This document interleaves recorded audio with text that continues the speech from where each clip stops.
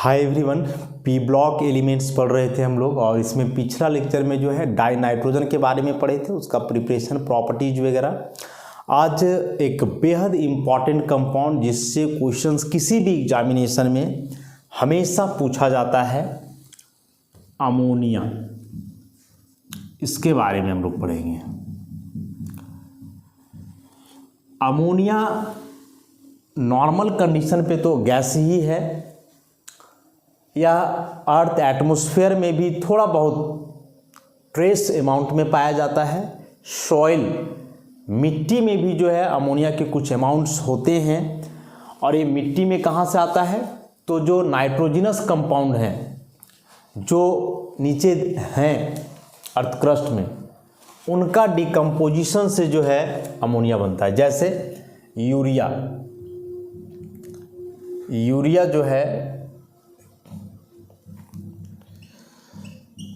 यह वाटर के साथ हाइड्रोलाइज करके अमोनिया बनाता है।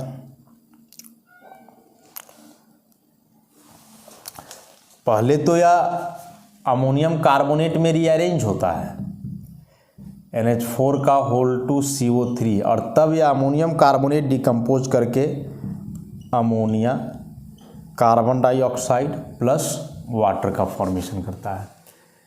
तो सॉइल में, मिट्टी में जो अमोनिया है कैसे है? तो यूरिया जनरली हम लोग यूरिन वगैरह, टॉयलेट वगैरह करते हैं कहीं भी, तो जाता ही है नीचे। अब वहाँ जा कर के वाटर से हाइड्रोलाइज करके पहले अमोनियम कार्बोनेट बनाता है, और यह अमोनियम कार्बोनेट जो है टूट करके अमोनिया देता है। साथ में कार्बन डाइऑक्साइड और वाटर भी है, तो ऐसे अमोनिया मिला। उसके बाद लैब की बात करें कि लैब में कैसे बनता है अमोनिया, तो उसके लिए है कि आप अमोनियम सॉल्ट को एक स्ट्रॉन्ग अल्कली के साथ हीट करो। When ammonium salt is heated with a strong alkali, ammonia is form. जैसे आप अमोनियम क्लोराइड को NH4Cl, this is ammonium chloride. तो जब अमोनियम क्लोराइड को आप स्ट्रांगली हीट करोगे, जैसे सोडियम हाइड्रोक्साइड का एक्वस सॉल्यूशन से, तो डिकम्पोजिशन होकर के ammonia H2O plus sodium chloride बनेगा। ऐसा अमोनियम कंपाउंड को या अमोनियम सॉल्ट को एक स्ट्रॉन्ग अल्कली के साथ यदि आप हीट करते हो, तो यह अमोनियम सॉल्ट डिकम्पोज करके अमोनिया में बदलता है। याद रखिएगा इसको। ऐसे ही आप ले सकते हो अमोनियम सल्फेट ले सकते हो।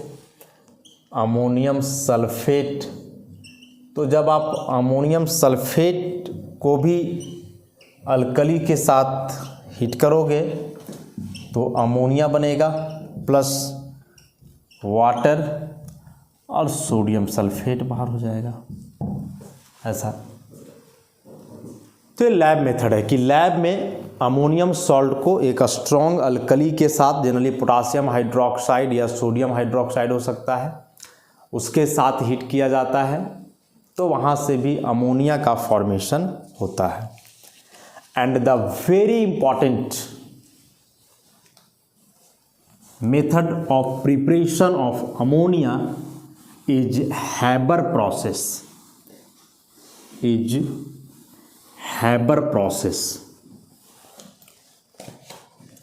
अमोनिया बनाने का एक बहुत ही इंपॉर्टेंट मेथड है, और इस हैबर प्रोसेस से ही क्वेश्चन होता है। हैबर प्रोसेस है तो बड़ा सिंपल सा कि इसमें क्या किया जाता है, डाई नाइट्रोजन गैस को हाइड्रोजन से कंबाइन करवाया जाता है। कैटलिस्ट है आयरन, प्रोमोटर के रूप में मोलिब्डेनम, हाई प्रेशर 200 ATM और मॉडरेट टेम्परेचर 700 केल्विन। तो यहाँ से अमोनिया गैस बनता है। साथ ही साथ जो इस अमोनिया का इंथैल्पी ऑफ फॉर्मेशन है वह होता है -46.1 किलो जूल पर मोल। तो रिएक्शन तो बड़ा सिंपल है कि डाई नाइट्रोजन और डाई हाइड्रोजन का जो मोलर रेशियो है 1:3। जब इसको आयरन और मॉलिब्डेनम, आयरन तो यहाँ कैटलिस्ट हुआ, मॉलिब्डेनम प्रोमोटर का काम करता है, उसके प्रेजेंस में ही करवाते हैं a very high pressure 200 ATM, temperature moderate है 700 केल्विन, तो अमोनिया गैस का फॉर्मेशन होता है यहाँ से। ये तो समझ लो कि एक प्रकार से कॉमर्शियल मेथड है, हैबर प्रोसेस। इंडस्ट्री वगैरह में जो है यही मेथड से अमोनिया बनाया जाता है, और इसके लिए क्या सेटअप होता है, कैसे बनता है, ये आप बुक्स वगैरह में देखोगे तो वहाँ क्लियर किया हुआ है। हम लोग यहाँ देखते हैं बस केवल इस रिएक्शन का फिजियोकेमिकल प्रॉपर्टी अमोनिया का। देखो यह जो हैबर प्रोसेस है जिसमें अमोनिया आप बना रहे हो नाइट्रोजन और हाइड्रोजन का रिएक्शन से, तो सारे गैसियस स्पीसीज हैं। नाइट्रोजन भी गैस है, हाइड्रोजन भी गैस है, बाद में अमोनिया बना यह भी गैस है। तो ऐसे गैसियस स्पीसीज का रिएक्शन हैंडल करना थोड़ा सा मुश्किल होता है, और रीज़न है कि गैसियस मॉलिक्यूल्स काफ़ी फ्री होते हैं, तो वे आपस में कंबाइन करें या और कुछ करें तो उसके लिए बड़ा वहाँ स्पेसिफिक कंडीशन का ज़रूरत होता है। अब वे कौन से कंडीशन हैं जो अमोनिया गैस के फॉर्मेशन को या अमोनिया जो बन रहा है इसके यील्ड को मैक्सिमाइज करेगा? ज़्यादा से ज़्यादा अमोनिया आपको चाहिए, ज़्यादा परसेंटेज में अमोनिया चाहिए हैबर प्रोसेस से, तो अब क्या करोगे? तो इस रिएक्शन के नेचर को ज़रा समझो, रिएक्शन के नेचर को आप समझो। तो सबसे पहला कि यह रिएक्शन है रिवर्सिबल। रिवर्सिबल है मतलब नाइट्रोजन और हाइड्रोजन कंबाइन करके यदि अमोनिया बना रहा है तो यह अमोनिया वापस डिकम्पोज कर सकता है नाइट्रोजन और हाइड्रोजन में। तो यह रिएक्शन फॉरवर्ड डायरेक्शन में शिफ्ट है तो रिवर्सिबल, माने फॉरवर्ड बैकवर्ड दोनों जा रहा है। हमको तो अमोनिया ना बनाना है जी, तो अमोनिया तो ज़्यादा तब मिलेगा जब रिएक्शन फॉरवर्ड डायरेक्शन में ज़्यादा प्रोसीड करे। तो इस रिवर्सिबल रिएक्शन के इक्विलिब्रियम को फॉरवर्ड डायरेक्शन में शिफ्ट करने के लिए कि ज़्यादा से ज़्यादा अमोनिया गैस मिले, उसके लिए अलग से कैटलिस्ट का इस्तेमाल किया जाता है। और उसमें जो कैटलिस्ट होता है, यहाँ लिखते हैं कि to shift the equilibrium in forward direction, to shift the equilibrium in forward direction, some catalyst like iron oxide along with a small amount of potassium oxide and aluminium oxide are used। तो ज़्यादा से ज़्यादा ammonia मिले या जो reversible reaction है forward direction में ज़्यादा प्रोसीड करे, इसके लिए यहाँ एक अलग से कैटलिस्ट यूज होता है जिसमें मेनली आयरन के ऑक्साइड्स होते हैं और उसके साथ पोटासियम ऑक्साइड और एल्यूमिनियम ऑक्साइड। तो इसको भी आप याद रखोगे कि अमोनिया के यील्ड को मैक्सिमाइज करने के लिए या फिर इस इक्विलिब्रियम को फॉरवर्ड डायरेक्शन में शिफ्ट करने के लिए जो कैटलिस्ट यूज होते हैं वे क्या है? तो potassium oxide, aluminium oxide along with iron oxide. तो याद रखना है, इसको बड़ा इंपॉर्टेंट है। अब हम लोग बात करेंगे यहाँ प्रेशर और टेम्परेचर की। देखो जब कभी भी कोई प्रोसेस रिवर्सिबल हो, इक्विलिब्रियम एग्जिस्ट करता हो, तो उसके लिए हम लोग एक बहुत ही इम्पॉर्टेंट प्रिंसिपल पढ़ते हैं, ली सैटलियर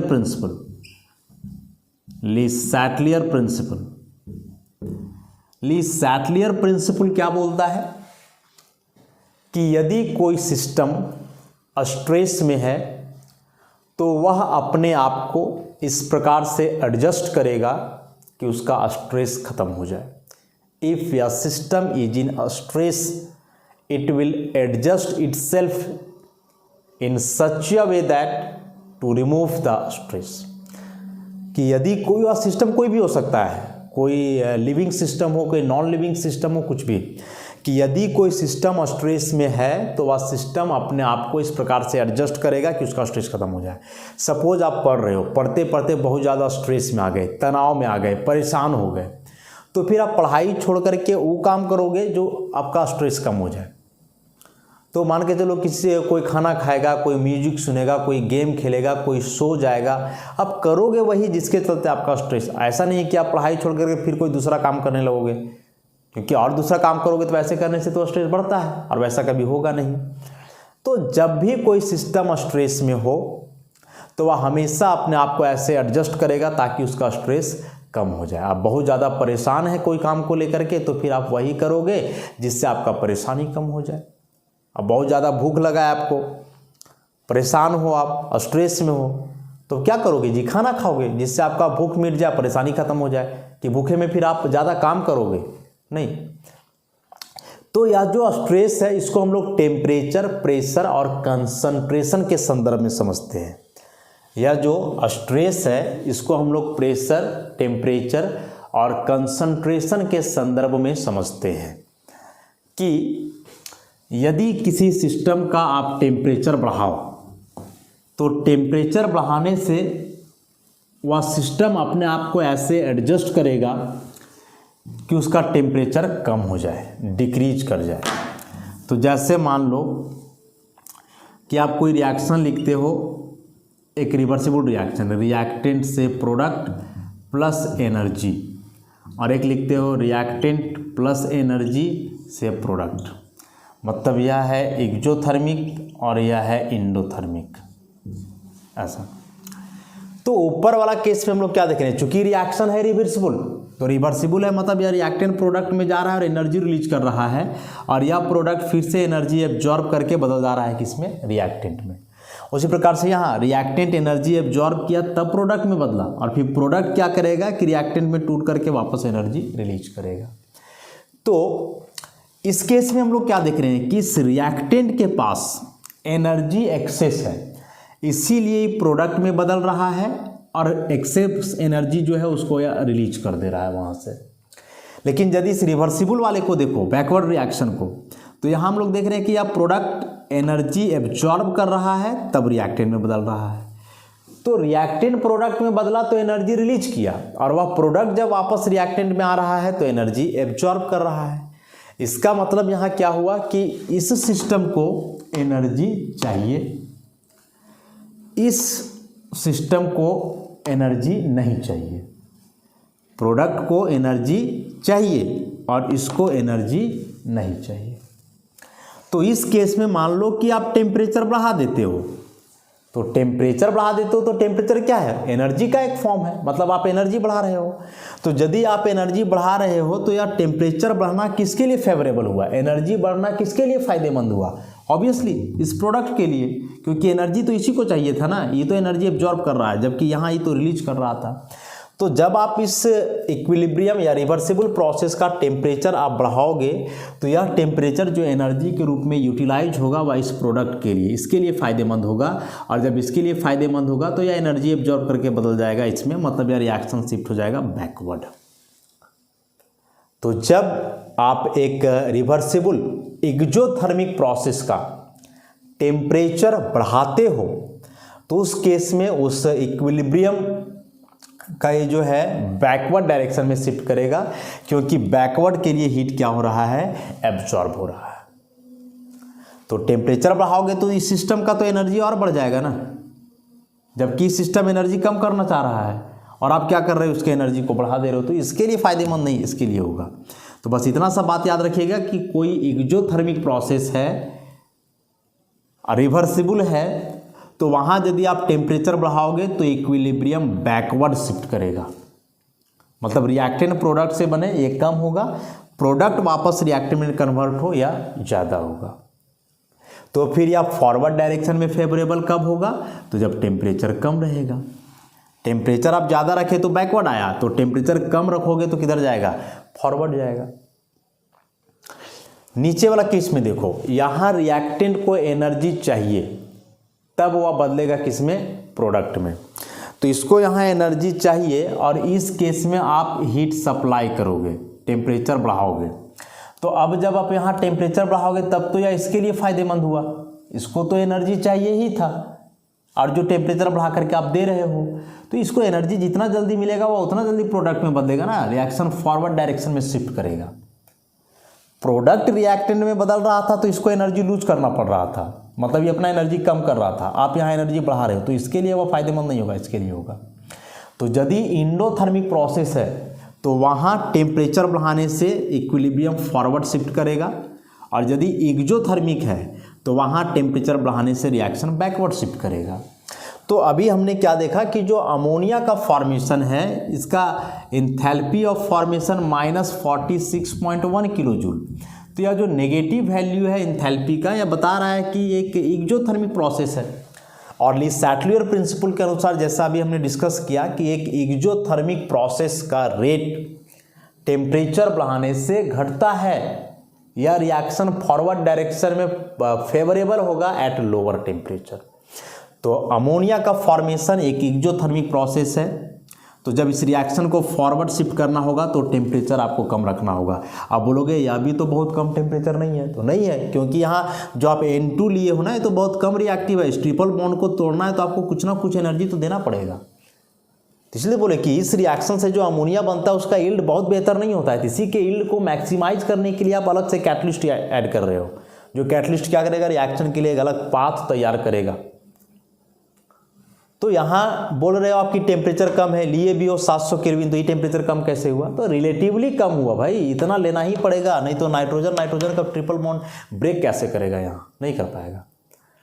तो अमोनिया का फॉर्मेशन लोअर टेम्परेचर पे हाईली फेवरेबल है, रीजन हुआ कि यह एक एक्सोथर्मिक प्रोसेस है, and according to Le Chatelier principle the equilibrium of a reversible exothermic process shifts to forward direction at lower temperature।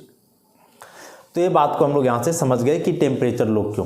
अब यह जो प्रेशर आप देख रहे हो 200 एटीएम प्रेशर, बहुत हाई प्रेशर है, एटमॉस्फेरिक प्रेशर 1 एटीएम है, यहाँ 200 एटीएम मैंने एटमॉस्फेरिक प्रेशर का 200 गुना प्रेशर है, तब जाकर के अमोनिया बन रहा है। तो ये क्यों, तो यह भी ली सैटलियर प्रिंसिपल के अनुसार है। टेम्परेचर का तो प्रभाव आपने देख लिया, और क्या देखा इसमें कि एक्सोथर्मिक है तो टेम्परेचर बढ़ाने से रेट घटेगा, इंडोथर्मिक है तो टेम्परेचर बढ़ाने से रेट बढ़ेगा।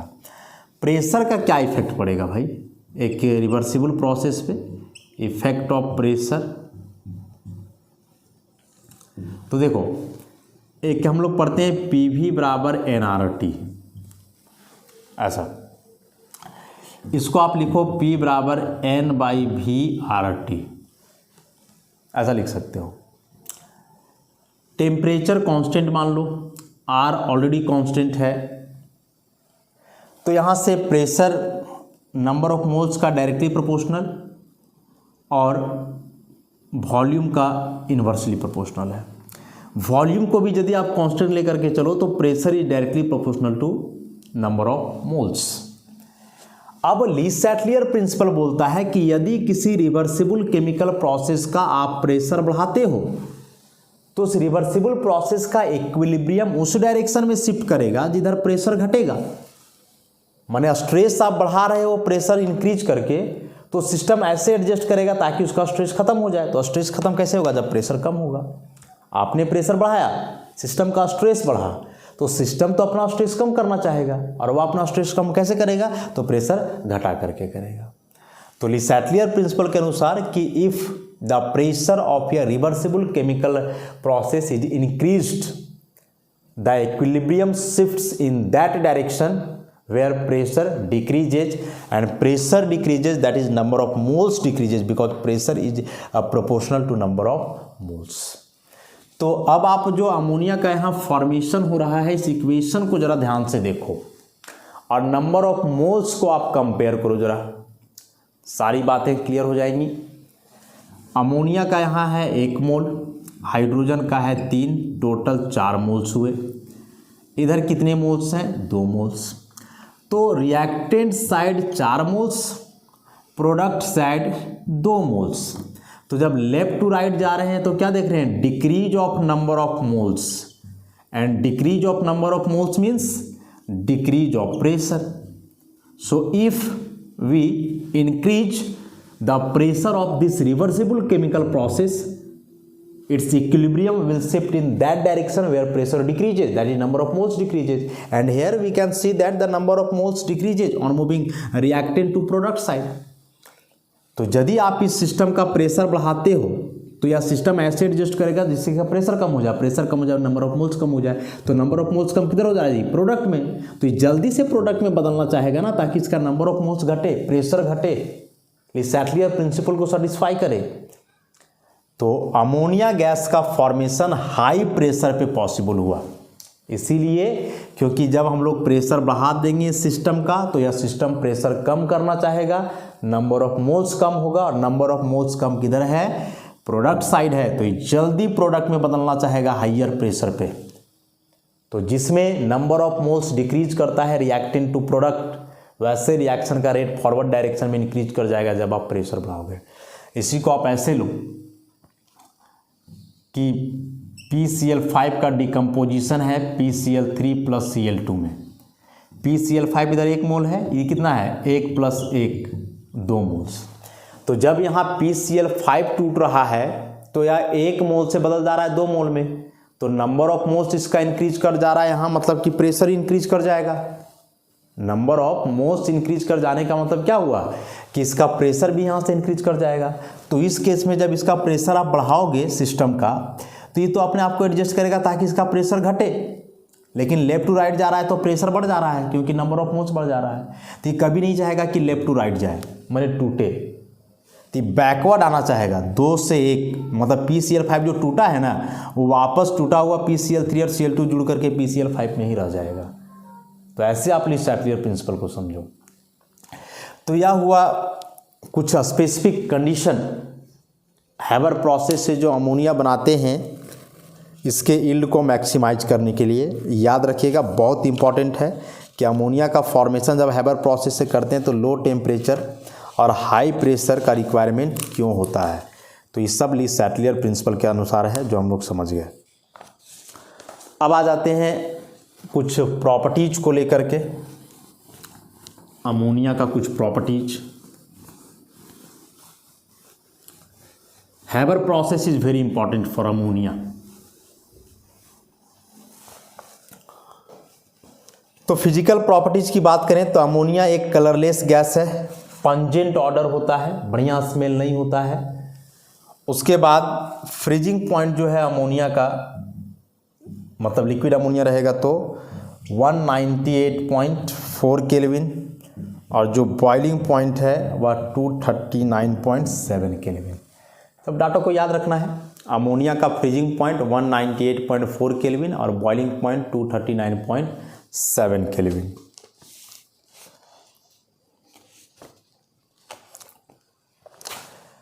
अब बोल रहा है कि अमोनिया ओरिजिनली तो गैस है, लेकिन जब यह लिक्विड फॉर्म में होता है, लिक्विड फॉर्म में होता है तो इसमें क्या होता है कि अमोनिया के मॉलिक्यूल्स आपस में जुड़े रहते हैं हाइड्रोजन बॉन्ड से। और हम लोग जानते हैं कि लिक्विड मॉलिक्यूल्स के बीच जो ऑपरेटिंग फोर्स है उसमें से hydrogen bond is the strongest, this is hydrogen bond.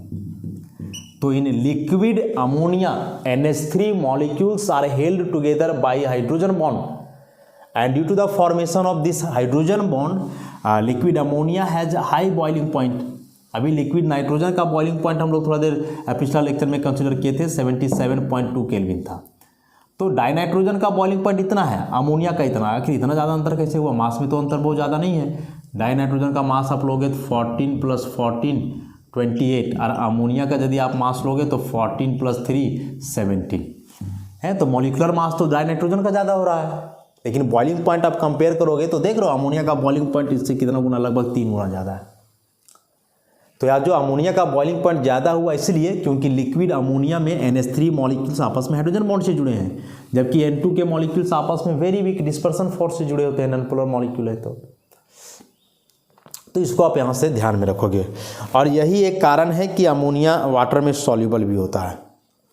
Ammonia is soluble in water due to the formation of hydrogen bond, जिसको ऑलरेडी हम लोग पहले देख चुके हैं। अमोनिया के स्ट्रक्चर की बात करें, हाइब्रिडाइजेशन कई बार देख चुके हैं हम लोग पीछे। और आता भी है एग्जाम में।